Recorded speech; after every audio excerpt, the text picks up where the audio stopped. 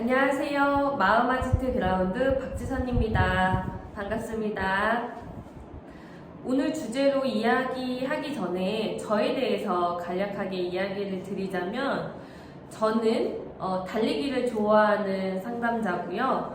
그리고 과식을 즐겨하는 폭식까지는 아니지만 그래도 그 사이에 중간에서 많이 먹는 양이 많은 상담자입니다.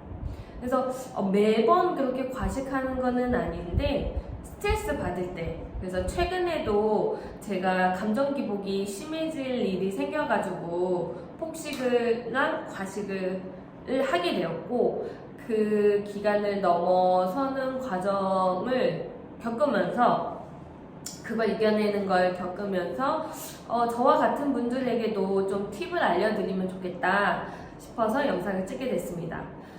제가 감정 기복도 심한 상담자라고 했는데 저는 평상시에 별다른 일 없으면 이렇게 평이하게 지내다가도 뭔가 스트레스 상황이 오거나 뭔가 압박감이 느껴질 때는 감정 기복이 좀 커져요. 그래서 감정이 좀 잔잔하게 있다가도 갑자기 팍 기분이 안 좋아지거나 기분이 확 좋아지거나, 그래서 짜증이나 굉장히 짜증이 많아졌고 되게 예민해졌고 졌다라고 생각이 들면 내가 뭔가에 스트레스를 받고 있구나 이런 생각을 하게 돼요. 근데 그 감정을 캐치하면서도 나 굉장히 불안하고 초조하고 긴장되고 스트레스 받아 라고 하면서도 이제 밥을 먹고 군것질도 하고 계속 먹는 걸 끊임없이 입에 달고 있는 거죠. 그 불안함을 해소하기 위해서.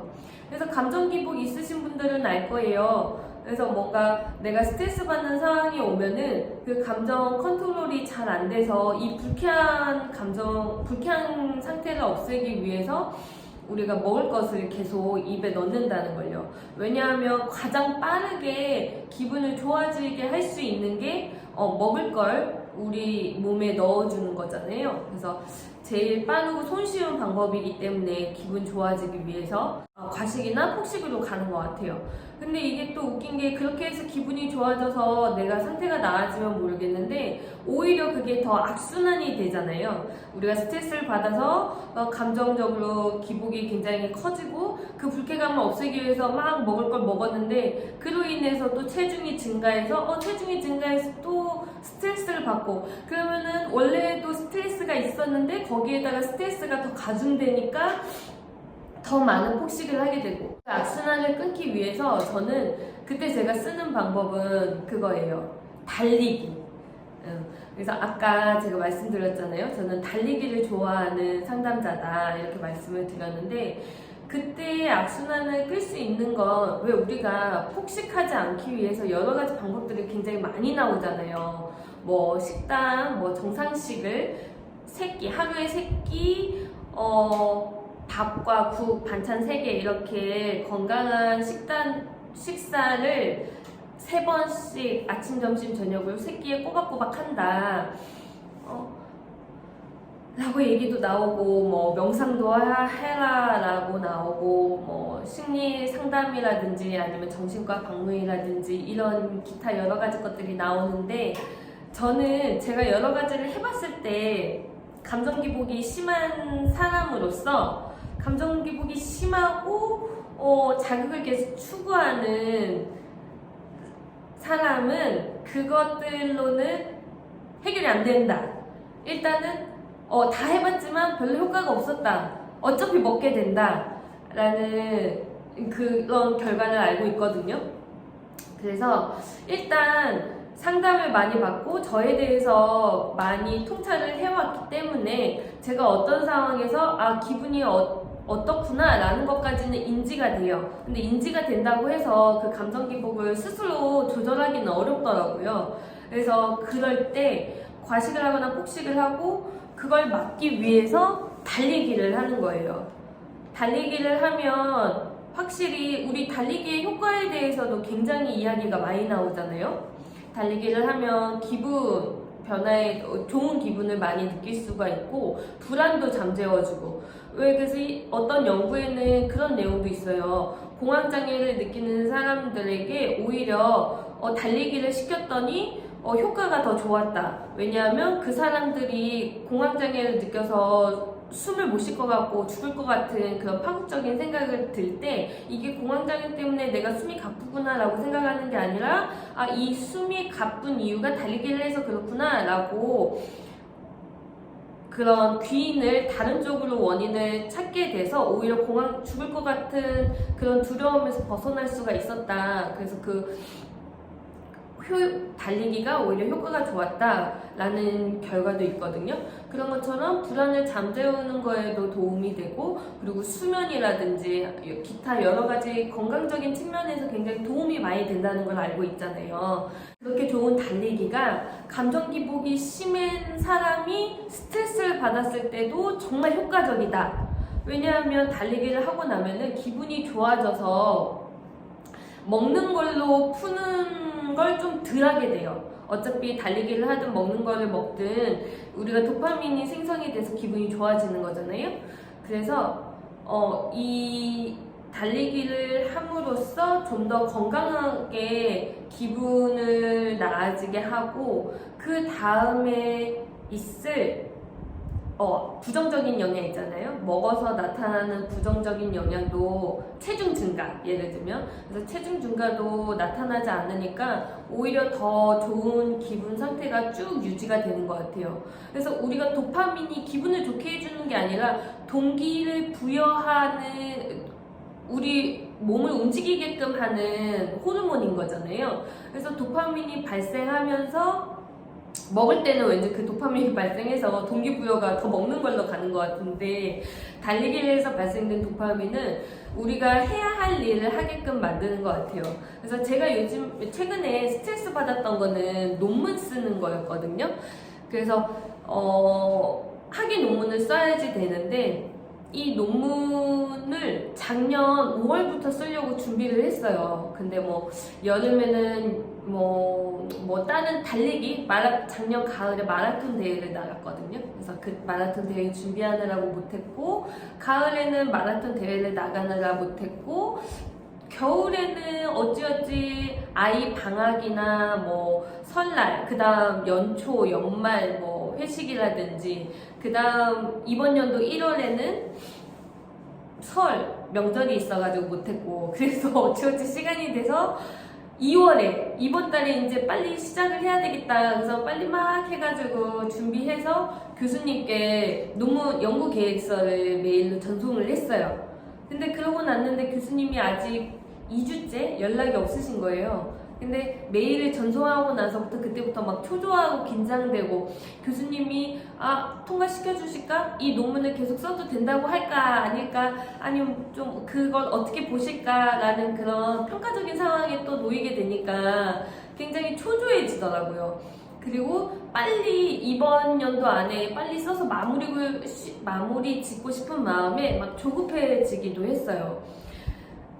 그래서 계속 먹는 걸로 그 조급함을 달래려고 했었던 거죠. 그랬더니 또 체중이 늘고 그러면서 막 스트레스를 받다가 에라이 모르겠다 하면서 달리기나 하자.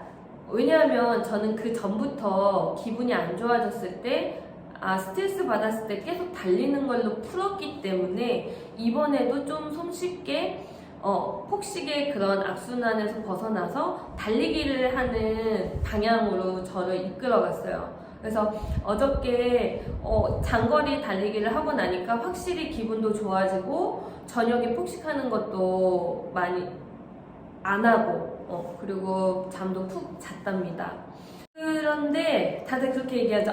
달리기 나가려고 하는데 그게 마음처럼 쉽지가 않아요. 어떻게 이렇게 달리기가 싫지 않은가요? 어떻게 달릴 수가 있지요? 라고 많은 질문을 받거든요. 근데 저도 달리기를 뛰기 끝나고 나서야 좋죠. 저도 끝나고 나서는 와, 내가 해냈다 이런 생각에 굉장히 기분이 좋은데, 뛰러 갈 때 뛰기 전까지는 저도 막 그렇게 신나서 가는 거는 아니죠. 맛있는 거 먹으러 갈 때 막 그렇게 신나서 가는 것처럼 가는 마음은 아닌데, 대신 저는 생각을 안 해요. 그냥 그냥 옷을 입고 그냥 나가요.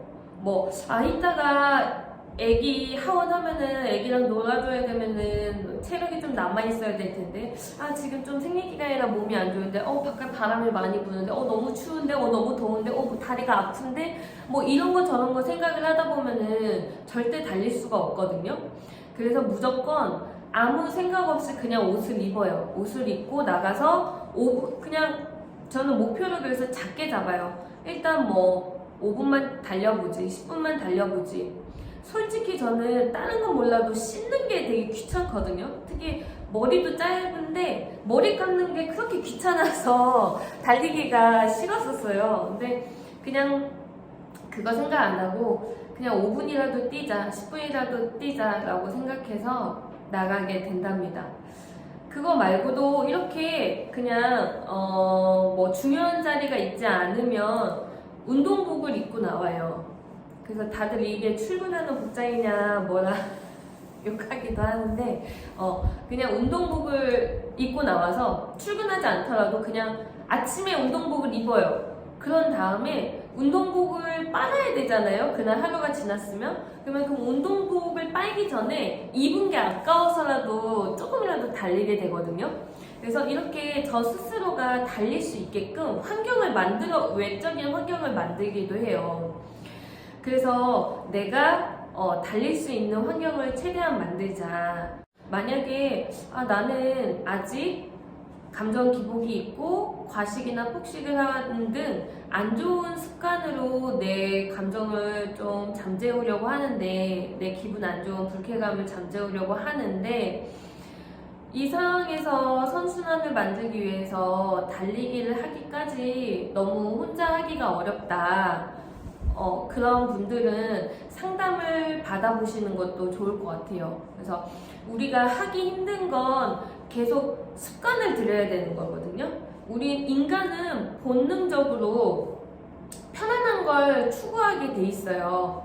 그런데 이 본능을 거슬러야 되잖아요. 그러기 위해서는 우리 뇌가 자연스럽게 할 수 있게끔 반복적으로 연습을 해서 습관을 들여야 된다. 그래서 기분이 안 좋아졌을 때 달리는 사람이 될 수 있게끔 계속 반복적으로 연습을 할 수 있게끔 상담자와 함께 동행을 하시면 좋겠다. 그래서 도움을 받으면서 내가 언제 기분이 안 좋아지는지, 뭐 때문에 이런 불쾌감이 생기는지에 대해서도, 나에 대해서도 확실하게 인지를 하고, 그럴 때 어떤 행동을 해야 되는지 그걸 만들어주는 것도 상담자와 함께 같이 연습을 해보면 좋겠다라는 생각이 듭니다. 그래서 히포크라테스가 그런 격언집에 그런 이야기를 했잖아요. 신체의 두 군데에서 고통이 동시에 느껴지면 더 큰 고통이 뭐라고 돼 있죠? 잠시 책을 볼게요.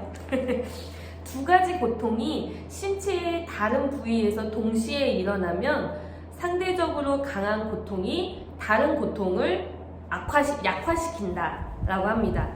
그러니까 여러분, 지금 어떤 스트레스를 받고 있다, 저처럼 뭔가 해야 할 일이 있는데 그걸 빨리 끝내고 싶어서 조급해 한다거나, 아니면 이걸 할 수 있을지 없을지 그걸 가늠을 못하겠어서 초조해 하시는 분이 계신다면, 이러한 고통스러운 감정을 없애기 위해서 더 큰 고통, 달리기를 하면서 신체에, 다리에, 그리고 내 폐에 더 큰 고통을 주셔서 이 초조하고 불안하고 긴장되는 고통을 잠재우시길 바라겠습니다. 네, 그럼 오늘도 감정이 출렁거려서 힘들어하시는 분들께 심심한 위로를 전해드리면서 달리기 합시다 라고 외치겠습니다. 외치는 건 아니고, 네, 달리기를 강력 추천드리겠습니다. 네, 끝까지 영상 봐주셔서 감사합니다. 여러분, 그럼 달리러 가볼까요? 화이팅!